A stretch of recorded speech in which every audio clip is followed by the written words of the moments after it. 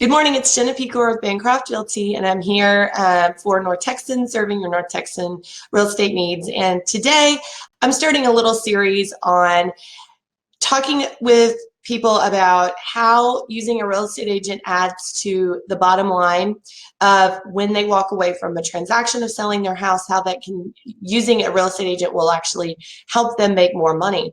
And so the first step with all of that is to go through how it is determined that what are the fees that are associated with selling your house, and how do you figure out how much you're actually going to walk away with when it comes time to selling it. So today I wanted to go over a very important tool that I use as a real estate agent, and it's called a seller's estimated net proceeds sheet.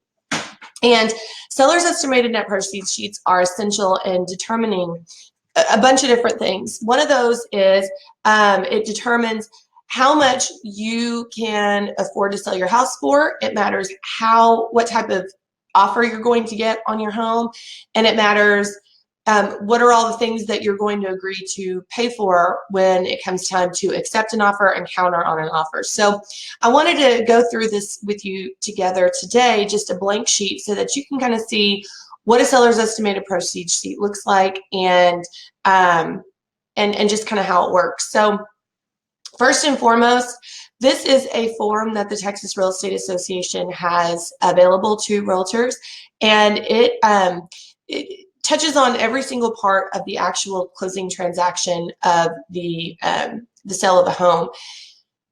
From the start, it talks about the closing date. It talks about the estimated annual property taxes. It talks about estimated annual maintenance fees. Those are HOA fees associated with the homeowners association.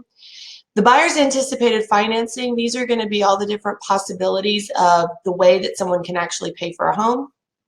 And then it goes down and it's separated into three different sections. The first is the estimated cost. These are all the fees that could potentially be associated with the sale of this property. These are all the itemized fees that are associated. This section is estimated proceeds to seller. This is the sales price minus the cost, minus the loan payoff for the actual mortgage that you are still under, and then also the after closing refunds. So you're going to get an estimated net proceeds right here, and then you're going to get a total estimated refunds that comes from the escrow account and the not used portion of your home insurance that you will get a refund for as well. So this is something that every single one of my sellers gets from the moment we have a listing appointment to every single time that we receive an offer. This particular form gets filled out using the offer as a guideline, and that's what the seller gets in my situation. So from the beginning, what we're doing is when we have an original listing appointment, we're going to talk about what do we think we can sell the house for, and what is the balance of your loan. This is very important because they're going to be fixed amounts that when you're selling your house, you're going to have to pay for.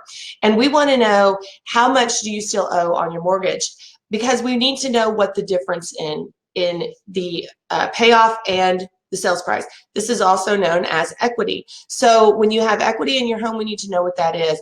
And if you only have $10,000 worth of equity, then obviously there's not a whole lot of money there to play with in the middle for doing things like closing costs and stuff like that.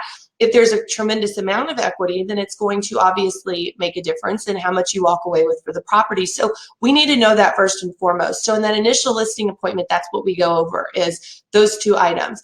The other thing that I want to know is, are there any liens on the property? Is there any other loan on the property, like maybe for a pool or something like that, that we know that you're going to try to pay that balance off after when you go to sell your house. So when it comes to getting an offer and it comes to actually deciding which offer to take, this is how we're going to go through and determine what you can actually afford to walk away with and what you can afford to pay for. So all of these fees listed are going to be anything that the buyer could potentially ask you to pay for. There's a few of these fees that are fixed, which means that no matter what, you're probably going to have to pay your part of the closing costs, but pretty much everything else is negotiable. So this is a very important document. If your realtor is not using this with you, then it's very important to do that. One of the main reasons is because there aren't any surprises on closing day. When you use this particular seller's estimated net proceeds,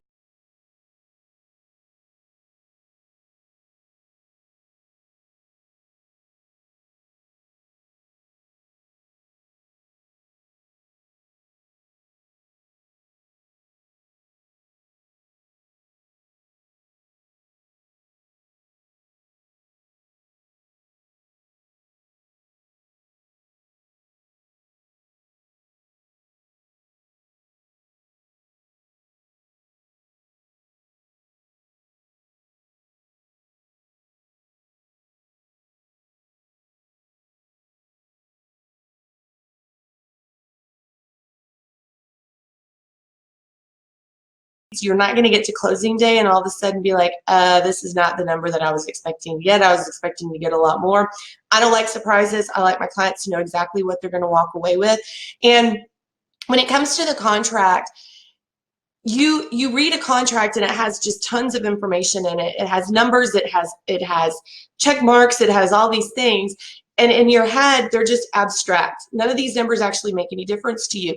This particular seller's estimated net proceeds actually puts that contract in a black and white form, numbers wise, and it shows you exactly what you're going to walk away with. So I hope that this is helpful. This is just the first part of what we're going to talk about when it comes to help real estate agents helping you make more money on the transaction of selling your home, using this particular item as a tool. So join us in part 2 where we're going to talk more about the specific fees that are on this page and how we can use those to your financial advantage.